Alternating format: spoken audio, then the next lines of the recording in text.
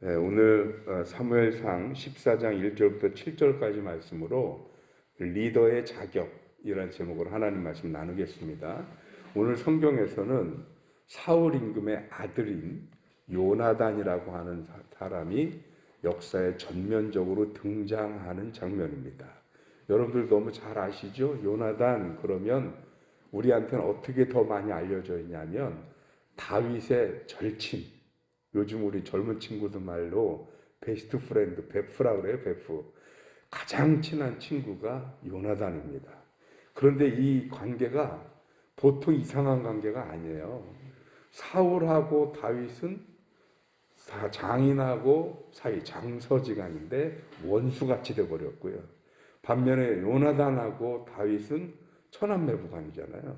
그런데 그 사이는 또 세상에 둘도 없는 사이가 되는, 이게 쉽지 않은 그런 사이예요. 그런데 이 사이가 되는 그 굉장히 중요한 배경이 오늘 성경에 나오는 거예요. 왜 다윗과 요나단이 그렇게 결정적으로 친한 친구가 될 수 있었는가라고 하는 게, 그런데 그 요나단이라는 인물이 사실은 다윗에게 지금 가려져 있고 사울이라고 하는 인물에 지금 가려져 있긴 하지만 요나단 자체로도 우리에게 충분히 귀감이 될 만한 인물이었더라는 거죠. 그래서 오늘 성경에서 한번 요나단에게서 우리들의 신앙적인 또는 영적인 리더십을 좀 배우는 시간이 되었으면 좋겠다 하는 생각이 듭니다. 오늘 성경에는 사울이 블레셋과의 진영에서 머물러 있는 장면에서부터 시작이 됩니다. 우리가 어제까지 함께 나눴던 말씀을 보면 사울이 먼저 블레셋을 도발했지요. 그런데 블레셋이 맞대응해서 나오는데 보니까 그 병력의 규모와 무기의 수준이 생각보다 월등히 강하고 많았습니다.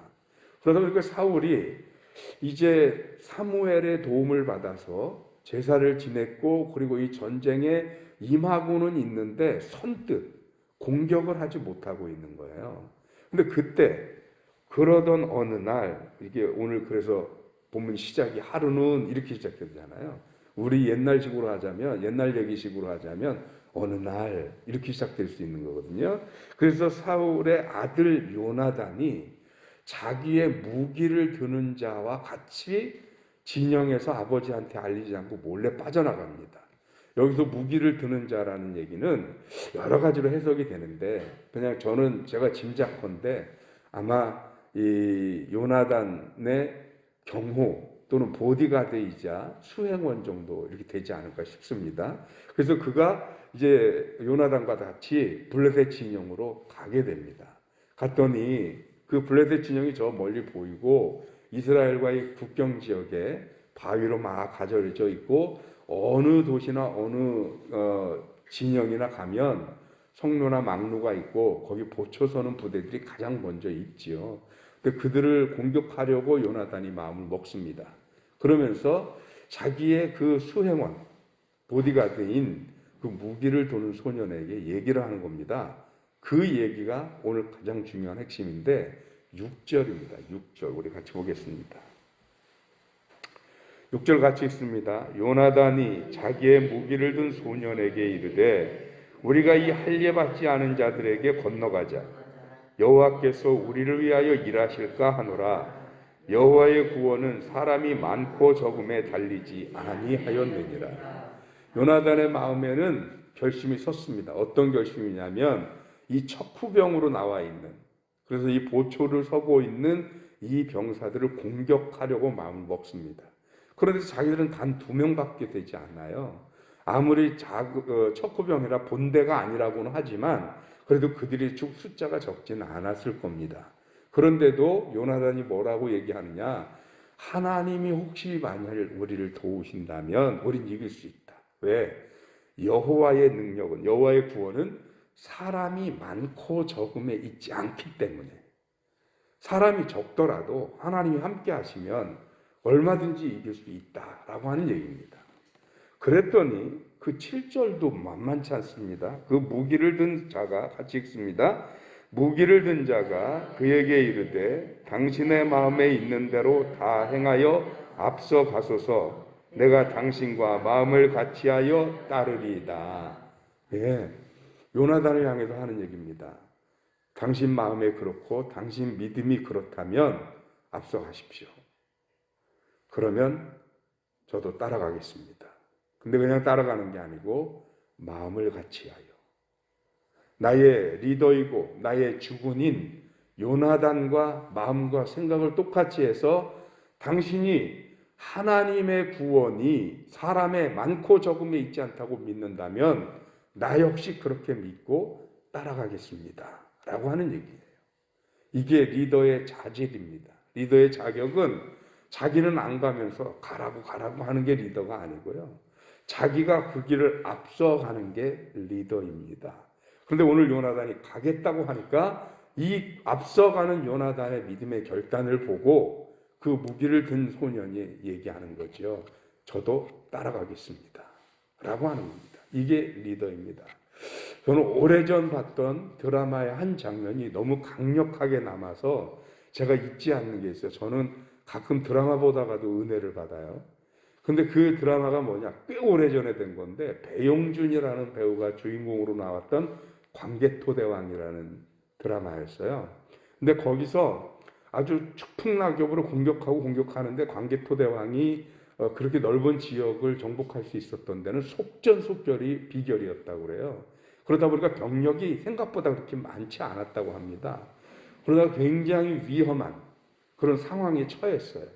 잘하면 이길 수도 있지만 만약에 지면 전멸을 당할 수도 있는 상황입니다.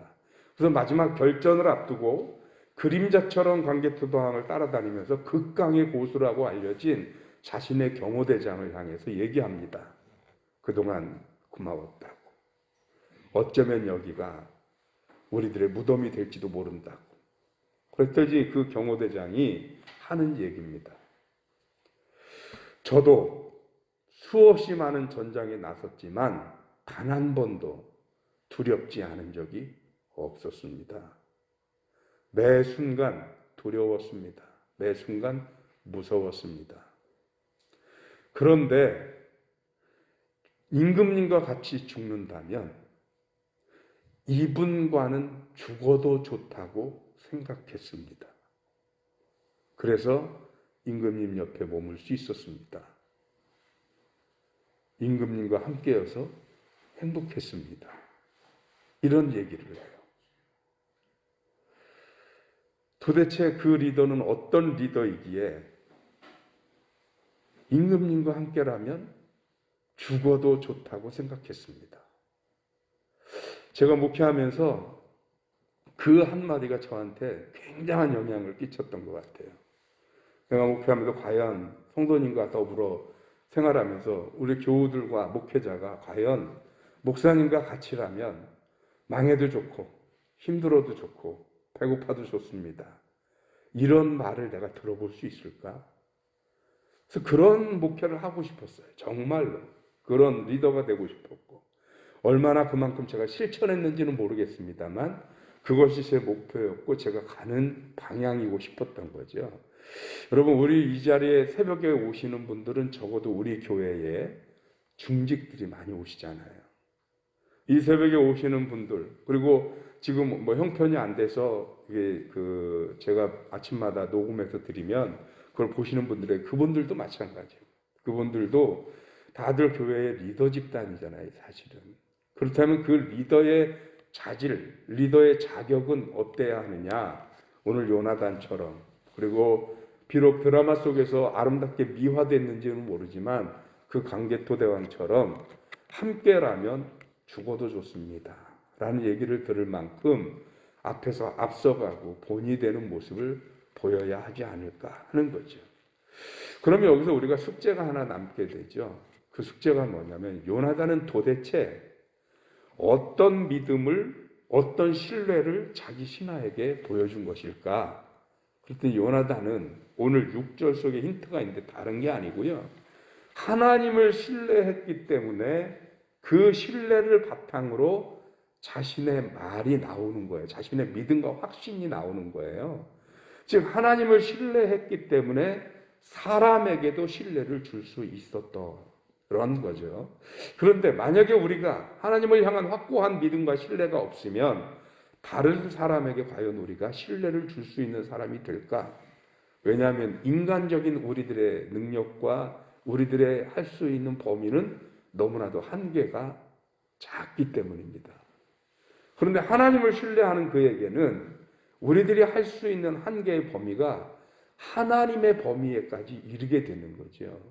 그래서 하나님을 향한 신뢰가 분명한 사람들이 오히려 사람들에게 더 큰 신뢰를 줄 수 있게 된다는 것입니다.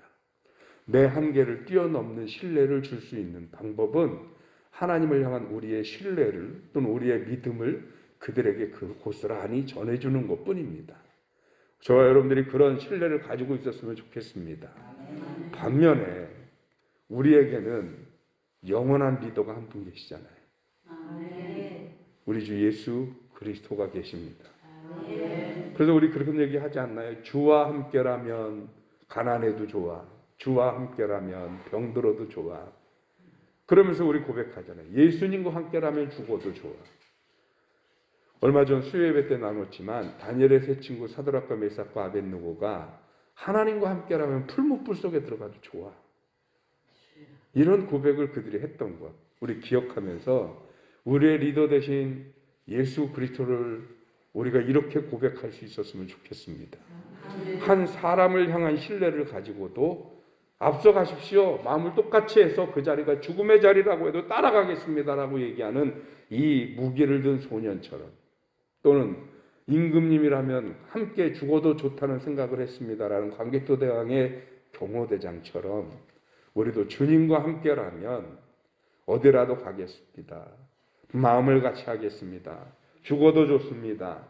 라는 고백을 할 수 있어야 하지 않을까? 왜? 우리의 리더 되신 주님은 우리를 향하여 말 그대로 한없는 신뢰와 확신을 주신 분이기 때문입니다. 오늘 아침 저와 여러분들의 고백이 그 경호대장의 고백이나 아니면 여기 나오는 이 무기를 든 소년의 고백처럼 하나님을 향한 무한한 신뢰를 드릴 수 있는 고백이 되기를 주님의 이름으로 축원합니다. 기도하겠습니다. 하나님 감사합니다. 크신 은혜 허락하시고 하나님의 귀하신 은혜 축복이 사랑하는 성도들과 그 가정을 지켜주시기를 간절히 바라고 원하옵나이다. 주님 구하옵기는 먼저 우리가 하나님이 세운 직분대로 교회와 하나님의 나라에서 그 직분에 어울릴 수 있을 만한 리더십을 갖는 주의 일꾼들 되게 하여 주옵소서. 그리하여 안 믿는 자들 혹은 처음 믿는 자들이 우리를 보고 믿을 만하고 따를 만한 중직들, 직분자들이 되게 하여 주옵시고, 또 우리가 그렇게 다른 이들의 우리를 신뢰하게 하기 위하여 우리는 하나님을 향한 한없는 신뢰를 소유할 수 있게 하여 주옵소서. 단 한 번도 우리를 실망시킨 적 없으시고 단 한 번도 우리를 포기하신 적이 없으시며 끝까지 지금까지 우리를 사랑하시고 세우셨던 그 하나님을 향한 한없는 신뢰를 소유할 수 있게 하셔서 하나님을 믿는 이 믿음이 곧 다른 이들이 우리를 신뢰할 수 있는 신뢰의 근원이 되어지도록 주님이 함께하여 주옵소서. 하나님 없이 살 수 없는 믿음의 고백으로 귀한 헌금 드린 손길이 있습니다. 주님 기억하여 주시옵시고 말씀으로만 살고 하나님 한 분으로만 살겠다는 그 믿음의 결단 위에 하나님의 은혜와 축복을 더하여 주시옵소서. 하나님의 자랑이 되는 귀한 영혼이 되게 하여 주옵시고 저의 믿음의 결단이 흔들리지 않도록 성령의 충만함을 허락하시기를 간절히 바라옵고 우리 주님 예수 그리스도 이름으로 기도하옵나이다. 아멘.